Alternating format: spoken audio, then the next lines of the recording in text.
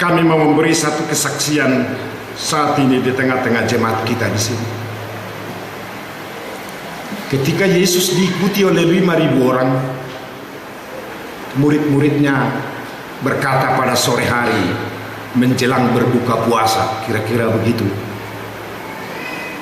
Murid-muridnya bersama Yesus datang 5.000 orang, kira-kira jam 5 sore. Wah, ini sudah mau maghrib, ini mau berbuka puasa.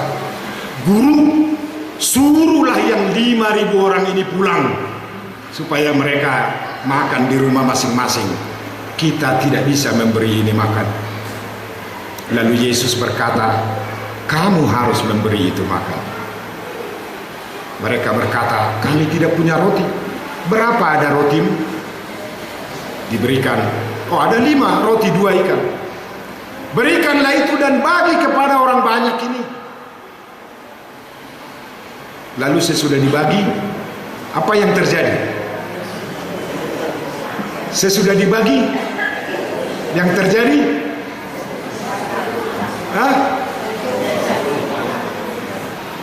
Sesudah dibagi, banyak sisa. Di Bali juga kemarin seperti itu. Ketika saya tanya, sesudah dibagi 5 roti dan 2 ikan itu apa yang terjadi? Saya bilang, banyak sisa katanya. Wah, memang begitulah kita selalu berpikir, saya bilang. Baru dibagi terus sisanya yang dipikirin di belakang. Cerita itu tidak begitu. Malah saya bilang orang Batak, baru dibagi makanannya sudah sisanya yang pertama dipikirin. Baru dibagi, belum makan orang, sisanya yang dipinggirkan ke sana. Saya bilang ini tidak begini. Menurut Alkitab ini, rotinya dibagi, sesudah itu cukup. Sesudah cukup, baru ada lebih. Yesus melakukan itu. Nabi Elisa ketika datang pembantunya diberikan roti, ini hadiah 20 roti. Elisa mengatakan bagi untuk yang 100 itu. Tidak berani membagi. Jangan saya membagi itu, nanti saya dilempari. Nggak cukup itu roti. Elisa mengatakan bagi itu. Dibagi. Sesudah dibagi cukup, lalu ada lebih. Itulah hidup kita, saudara-saudara. Hidup di hadapan Tuhan adalah hidup mempersembahkan dari apa yang ada pada kita. Tapi kecenderungan manusia adalah menolak untuk mengambil bagian dalam pekerjaan Allah. Tetapi Yesus berkata, bagilah dari apa yang ada itu. Itu persembahan untuk mereka, itu akan cukup. Naomi ketika dia akan pulang ke Bethlehem, ia memanggil menantunya itu, Ruth dan Orpa. Naomi berkata, anakku, aku mau pulang ke rumahku. Aku tidak bisa memberi engkau makan. Pulanglah ke rumah orang tuamu. Aku tidak bertanggung jawab atas hidupmu. Pulanglah sekarang. Orpa pulang. Tetapi Ruth berkata, Allahmu yang memberi kita makan. Kemana engkau pergi? Ke situ aku ikut. Di mana Allahmu, itu Allahku. Dan Ruth bersama Naomi tetap hidup dalam kecukupan dan akhirnya berkelimpahan. Dalam pengalaman kita di GKPI sekarang, saya harus mengungkapkan itu.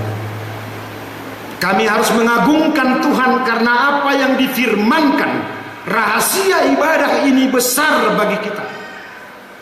Sejak tahun yang lalu kita mengaminkan firman ini dan berkata, berilah semua mereka makan. Dan kita menempuh salah satu kegiatan program yang kecil di GKPI yang nanti akan kita perluas lagi dengan sentralisasi penggajian. Semua pendeta GKPI harus diberi makan oleh GKPI secara bersama. Ketika program ini dimulai, uang di kantor pusat GKPI hanya ada 40 juta untuk memberi gaji dan makanan mereka sebanyak 800 juta setiap bulan. Bagaimana itu mungkin terjadi? Banyak orang yang berkata, kita tunggu saja. Dalam beberapa bulan ke depan, Bishop ini akan stroke sendiri.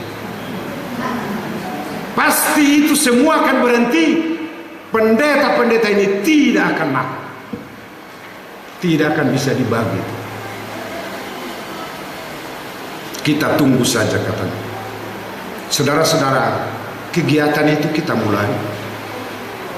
Banyak orang yang memberi sumbangan pribadi dan jemaat. Ini talangan, ini pendahuluan, semuanya cukup. Kirim saja, kirim. Kita tunggu. Datangkah dari jemaat-jemaat? Datang. Setiap tanggal 28 kita mulai bertanya kepada Biro Keuangan. Ada uang kita? Ada. Berapa yang ada? Kirimkan. Dikirim. Kurang lagi nih katanya. Cari. Ada. Kirim. Sesudah beberapa bulan, ada uang kita? Ada. Pertanyaannya tidak di situ lagi. Bukan ada uang kita. Beberapa bulan kemudian pertanyaannya adalah, cukupkah uang kita? Cukup. Kirimkanlah. Kalau sekarang pertanyaannya bukan cukup lagi. Sesudah tanggal 28 dikirimi semua, 29, tanggal 30 tanya Biro Keuangan, berapa lebihnya?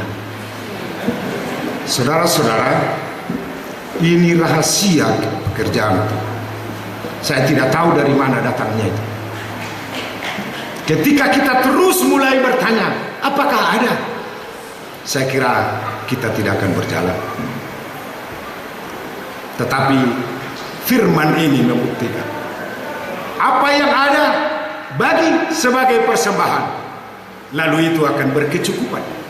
Tidak hanya berkecukupan, engkau akan berkelimpahan. Dan rahasia itu besar hanya dalam ibadah, yaitu penyembahan dan persembahan.